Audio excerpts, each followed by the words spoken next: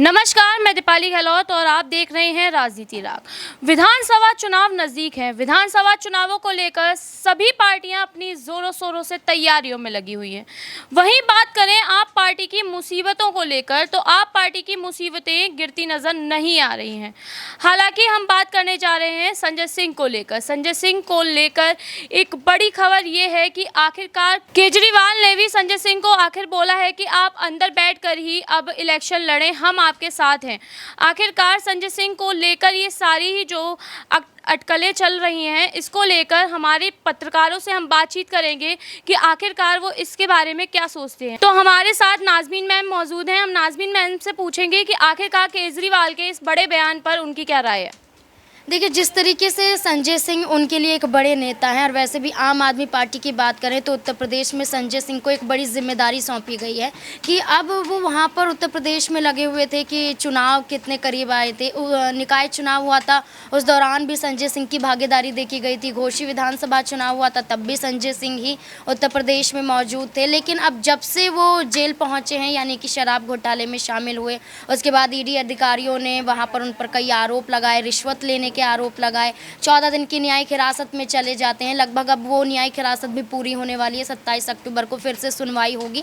तो कहीं ना कहीं अरविंद केजरीवाल को ये डर ज़रूर था कि उनकी जगह कौन जिम्मेदारी संभालता हुआ नजर आएगा, इसलिए उत्तर प्रदेश में कई बड़े बदलाव करने की बात कही गई। वहीं दूसरी तरफ यहाँ पर चुनाव प्रभारी के रूप में, चुनाव प्रचार के रूप में देखा जाए तो यहाँ पर मनीष सिसोदिया और संजय सिंह को बड़ी जिम्मेदारी, उन्होंने कहा कि आप जेल से ही चुनाव प्रचार कर सकते हैं। जो ये दिखाने की कोशिश की जा रही है कि जिन नेताओं को जेल में डाला जा रहा है वो कम नहीं है, वो कहीं भी रहकर आम आदमी पार्टी को आगे बढ़ाने के लिए काम कर सकते हैं। इसलिए अरविंद केजरीवाल अभी भी संजय सिंह पर उतना ही भरोसा, उतना ही यहाँ पर प्यार जताते हुए नजर आ रहे हैं, इसलिए ये जिम्मेदारी वो सौंप रहे हैं।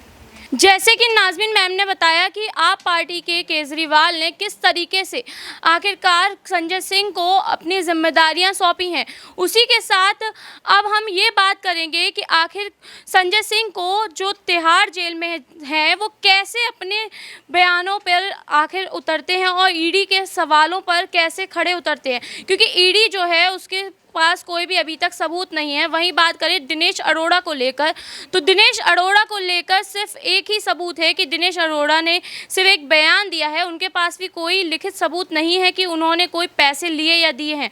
हालांकि इस पर जो मुद्दा ये है कि बिना सबूत के ईडी को सुप्रीम कोर्ट और राउज एवेन्यू कोर्ट कैसे है ना इजाज़त दे रहा है बार बार इस चीज़ की कि आप इस केस को आगे बढ़ा सकते हैं। आइए, हमारे साथ प्रज्ञा मैम मौजूद हैं, हम उनसे प्रश्न करेंगे। प्रज्ञा मैम, हमारा प्रश्न आपसे ये है कि आखिरकार दिनेश अरोड़ा के सिर्फ एक बयान पर ईडी जो संजय सिंह को घसीटे पड़ी है, उसको लेकर आप क्या कहेंगे?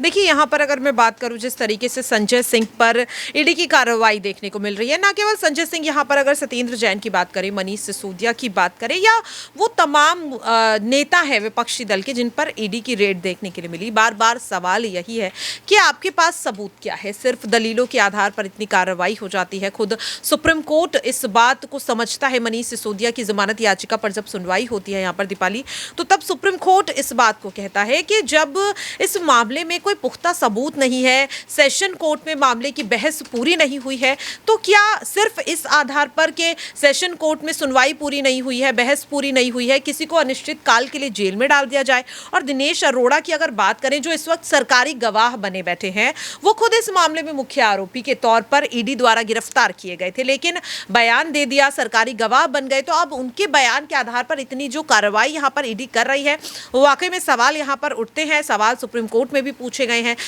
सवाल जो सेशन कोर्ट में भी यहाँ पर पूछे गए हैं। संजय सिंह के मामले को लेकर भी ईडी साफ तौर पर बोलती हुई ये भले ही नजर आ रही है कि जो सबूत हैं वो हमने दिए हैं, जो 200 GB का डिजिटल डेटा है वो हमारे पास है, लेकिन बार बार कोर्ट ये सवाल पूछ रहा है कि 200 GB का जो डिजिटल डेटा है, उस डेटा में आखिरकार ऐसा क्या है जिसके बिना पर आप संजय सिंह के घर पर रेड कर देते हैं, उन्हें गिरफ्तार कर लेते हैं, उनके खिलाफ ये पूरा मामला चलता है। वकील बार बार इस सवाल को पूछ रहे हैं। तो ये तमाम चीजें हैं जो जो बार बार कोर्ट में उठाई जा रही हैं, लेकिन इस चीज को भी नकारा नहीं जा सकता कि कोर्ट सिर्फ और सिर्फ यहाँ पर संजय सिंह के वकील की दलीलों पर ही फैसला नहीं सुना सकता है, क्योंकि अगर ईडी की बात करें, सीबीआई की बात करें, तो वो जांच एजेंसियां है। जाहिर तौर पर अगर इतनी वो कार्रवाई कर रही है तो किसी आधार पर ही कर रही है, क्योंकि ईडी की इस कार्रवाई में उनका खुद का पैसा जो मिलता है उन्हें, तो वो खर्च होता है। और इस बात को ईडी ने खुद भी कहा कि अगर हम इतने लंबे समय से किसी मामले पर छानबीन कर रहे हैं, जांच कर रहे हैं, तो हमें कम से कम अपनी जांच पूरी करने दीजिए। तो देखना होगा, 27 अक्टूबर तक का समय यहां पर मिला है दस्तावेजों की छानबीन करने के लिए। दोनों पक्षों के वकीलों को कॉपी यहां पर दी गई है। देखते हैं कि क्या कुछ यहां पर नए खुलासे होते हैं, क्या सबूत ईडी जो दावा कर रही है उन्हें पेश कर पाएगी या नहीं।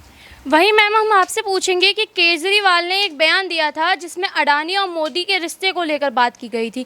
अडानी और मोदी का जो रिश्ता है उसको लेकर आखिरकार अभी तक कोई भी कार्रवाई अच्छे से नहीं की जा रही है, इस पर आप क्या कहेंगे? देखिए, यहाँ पर अगर हम बात करें, जिस तरीके से आपने कहा अडानी का मुद्दा है, तो इस मुद्दे को विपक्ष बार बार उठा रहा है, लेकिन इस मामले पर जांच होना अभी उतना लाजमी नहीं लगता है जाहिर तौर पर, क्योंकि कहीं ना कहीं अगर बात करें तो और भी ऐसे केसेस हैं जिन्हें लेकर के बार बार ईडी सवालों के घेरे में घिर रही है। विपक्ष बार बार इस मुद्दे को उठाता हुआ नजर आ रहा है। संजय सिंह की अगर बात करें, जब 13 अक्टूबर को वो सेशन कोर्ट से बाहर निकल रहे थे, तब भी उन्होंने कोर्ट के लाख यहाँ पर कड़े आदेश के बाद भी उन्होंने ये कहा, उन्होंने सवाल पूछा मीडिया के सामने कि अडानी के घोटालों पर जांच कब होगी। तो जिस तरीके से बार बार विपक्ष उठा रहा है सवाल, यहाँ पर जांच होनी चाहिए। खुद राहुल गांधी ने भी अभी हाल ही में कहा कि अगर लोकसभा चुनाव में जीत होती है विपक्ष की, इंडिया अलायंस की, तो वो इस मामले पर जांच कराएंगे। लेकिन आप ये देखिए कि दावे सब करते हैं, दलीलें सब देते हैं, लेकिन जब खुद सत्ता में आते हैं तो कहीं ना कहीं वो सिर्फ और सिर्फ अपना फायदा यहाँ पर देखते हैं। और इस ये कह सकते हैं कि राजनीति का कटु सत्य है, लेकिन इसको जो नकारा नहीं जा सकता, क्योंकि राहुल गांधी जो आज दावा कर रहे हैं अडानी मामले को लेकर के, बार बार इस मुद्दे को उठा रहे हैं, लेकिन जब उनकी सरकार थी, सत्ता में थी, तब उनकी पार्टी ने भी अडानी के साथ कितने कह सकते हैं यहाँ पर बिजनेस यहाँ पर किया है, तब आखिरकार क्यों याद नहीं आया। लेकिन जब बीजेपी इस मुद्दे को उठाती है तो विपक्ष नाराज हो जाता है। तो और अभी भी राजस्थान में जिस तरीके से गहलोत सरकार काम कर रही है, लेकिन बार बार सिर्फ और सिर्फ बीजेपी को लेकर ही अडानी मुद्दे को उठाना यहाँ पर मुझे लगता है गलत होगा। और ईडी सीबीआई की अगर बात करें तो विपक्ष अभी सवाल उठा रहा है, लेकिन अगर कल को किसी भारतीय जनता पार्टी के नेता पर ईडी की कार्रवाई होती है तो शायद विपक्ष भी आग बबूला होता हुआ नजर नहीं आएगा, उसे सही बताता है नजर आएगा।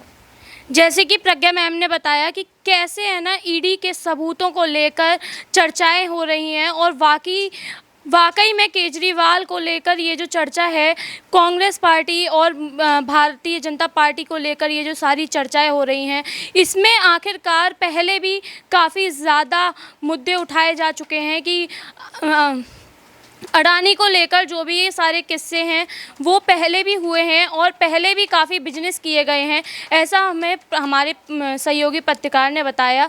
आखिरकार क्या ईडी का इस सारे केसों को लेकर आप पार्टी पर एक बड़ा असर पड़ेगा? क्या चुनावों को लेकर इस पर एक बड़ा मुद्दा उठाया जाएगा कि चुनाव जो होने वाले हैं उसको लेकर आप पार्टी की अब वोटिंग लिस्ट कम होती नज़र आएगी? आपकी इसमें राय क्या है, हमें कमेंट सेक्शन में ज़रूर बताएं। ऐसी ही जानकारी भरी खबरों के लिए जुड़े रहें राजनीति राग के साथ। धन्यवाद।